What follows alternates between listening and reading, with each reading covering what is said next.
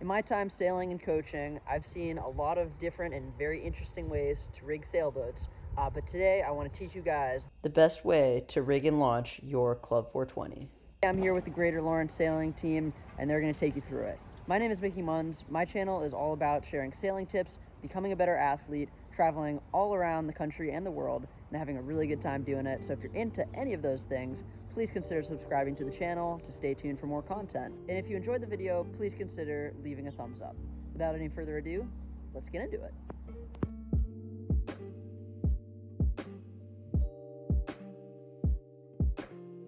Today we're joined by the Greater Lawrence sailing team, and they're going to show us how to rig a 420.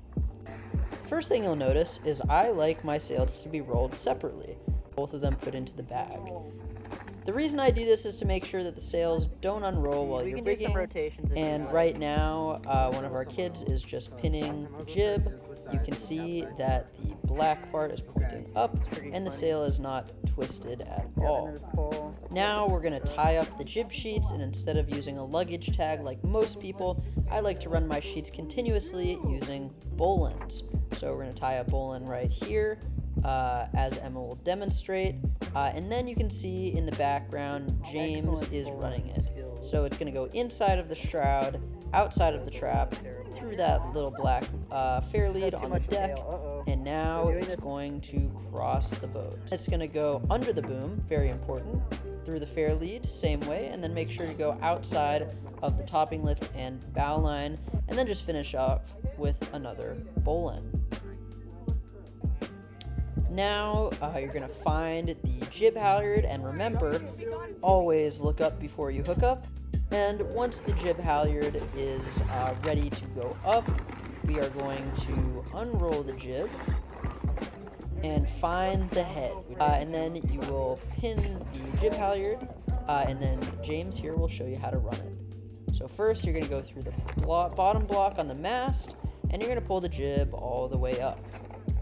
If you're having trouble with the jib going up right in your face, you might want to switch it to the other side.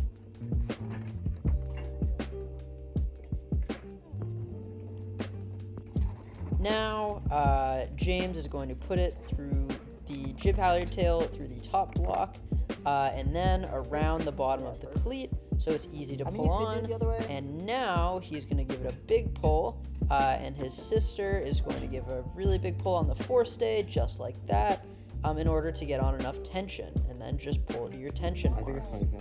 Now we're going to check with our lose gauge, confirm we have the right tension, and then once the tension looks okay, we're going to check our mast rake, which is the distance between the top of the mast and the transom. So now you see James just getting the main halyard out, which is the line that pulls up the mainsail, tying it to the tape measure, and now he is going to bring the tape measure up. Next, we're going to calibrate the tape measure, and what we want to do is lift it up all the way, tie it off with a cleat hitch, and then we're going to measure the top edge of the gooseneck to make sure that it's 16'3". The reason we do this is to get consistent mast rake measurements. If our knot is a little too big or too small one day, or our halyard isn't actually hoisted all the way, we could get a really weird rake number. So instead, we're going to try and calibrate the halyard to the same point every single day in order to have that consistency. So what you're going to do is you want to get the number 16'3" to the top edge of the gooseneck. And if you don't get that number, then you're going to have to do some math to figure out what the difference is. So if it is higher, say 16'4", then you would be at plus 1 inch, which means whatever you get on your tape measure on the next step, you need to add an inch. And if you're too low, say 16'2", then whatever you get on the tape measure for the next step, you should subtract that amount. So here we have 16'3½", which means we're going to have to subtract ½ an inch. In the same way, there's a really specific number we're trying to go for our mast rake. In this case, it's around 20'8", with those adjustments included. So on the tape measure, we would maybe get 20'8.5" or 20'9", because we can be a little bit over. But in this case, we're way higher than that. We're at like 20 foot 10. And one of the easiest ways to decrease your mast rake is to just let your jib halyard off a little bit. So we're going to do that until we get the right measurement. Now the tape measure is going to come down, and we're going to get ready to put the mainsail in the boom and get ready to launch. Here James is just untying the knot on the tape measure to get that off. Tie up the main halyard end to something on the boat so they don't fly away. Rookie mistake is to sky your main halyard, so definitely avoid that. Next, we're going to get the main out, and then you're going to place it on the foredeck just like you place the jib. From there, you're going to feed it into the boom and really make sure to keep it rolled completely. If you allow it to unroll, it's going to give you a lot of trouble. So now, James and Emma are going to slide the mainsail into the boom. So here's how to rig an outhaul. First, you're going to go from the right side to the left side through the grommet on the main clew. Then you're going to go the opposite way on the block on the boom, pull that through all the way, and then lead that all the way forward on the right side of the boom, through the cleat, then through the block, and then just make sure to tie a stopper knot at the end. At this point, if you have the spigot style boom, I would not put it on, but if you do have a pin and ring ding style boom, it is okay to pull it on. And now we're going to move on to the spinnaker. So as you can see here, James has the spin sheets, which already have the pre-tied jibe knots in them, and he's going to pull them through the blocks. It's really important to feed your spin sheets from the inside to the outside and not from one side all the way around. So do this exactly like James is doing here.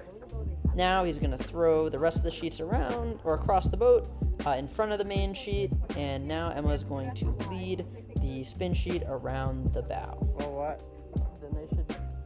Now you can see the left side of the boat, and you can see that the spin sheets were led the same way. Really important to make sure they go outside of the shroud and outside of the forestay. Next, Emma's going to get the main halyard down and look up before she hooks up, and then tie that up with a very small bowline to the head, which is labeled head on most Club 420 spinnakers, but it's basically where the red and green tapes meet. So that looks like a pretty good bowline there.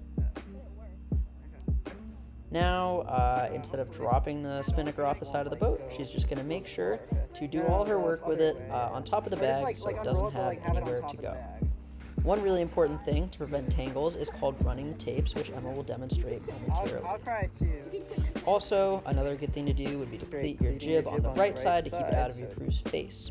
So now she's running the tapes, which is basically starting at the head and just running your hands along one edge of the kite to find the clue. And this ensures that you don't have any tangles. Also, just a note, the red edge corresponds with the left side of the boat, and the green edge corresponds with the right side of the boat. So now Emma is going to tie either a figure eight or a granny knot, which is just a once around on the very end of the line. She's just going to go and loop it around and hitch it around the clue itself once to keep it safe. And that's just your little insurance. One mistake with beginner sailors is leaving too much tail on the ends of their knots, and we really want to try and tie everything really close to the end, but this is adequate for today. Now she's going to run the tapes on the other side to find the green clue, which would be for the starboard side of the boat, which is the one, the spin sheet that comes around the bow. This time I think she's going to do just a single overhand. So here we go, through the clue, once overhand, just on the very end, and then you wrap it around one more time, just for a little bit of insurance, and that looks perfect. That is exactly how the knot should look. Lastly, we're just going to stuff the whole kite away, and now you're ready to sail. So now we're going to look at a different pair. This is Alex and Luke, and as you can see, they've just launched. The crew is holding the bow only, not the shroud, not the stern, but just the bow, and letting the boat rotate in the wind. Now the skipper is raising the main up. If that becomes hard, a really good thing to do is to get into the boat and sit facing the mast on the mast partners with one leg on either side so the boat doesn't tip, and just pull the main up. He's getting his last little bit, and we're going to zoom in. So what he's going to do is he's going to make a loop with the ring in the main halyard and put that around the cleat, and then put the other end of the halyard around the cleat and crank that on. Main halyards are really prone to stretching out and coming down over the course of the day, and so we want to get as much tension on as possible. Finally, he's putting in the rudder in, and in this beach launch situation, it may not go down all the way immediately, but you should generally put it down all the way. So finally, just puts the outhaul on so it's nice and tight, and feeds the downhaul, and now we're ready for an amazing day on the water. So now the crew is going to turn the boat so that it fills, the sails fill with air, and then he's going to push off, and the skipper is going to make sure to drop the centerboard a little, and we're off to the races. So that is how you rig and launch a Club 420.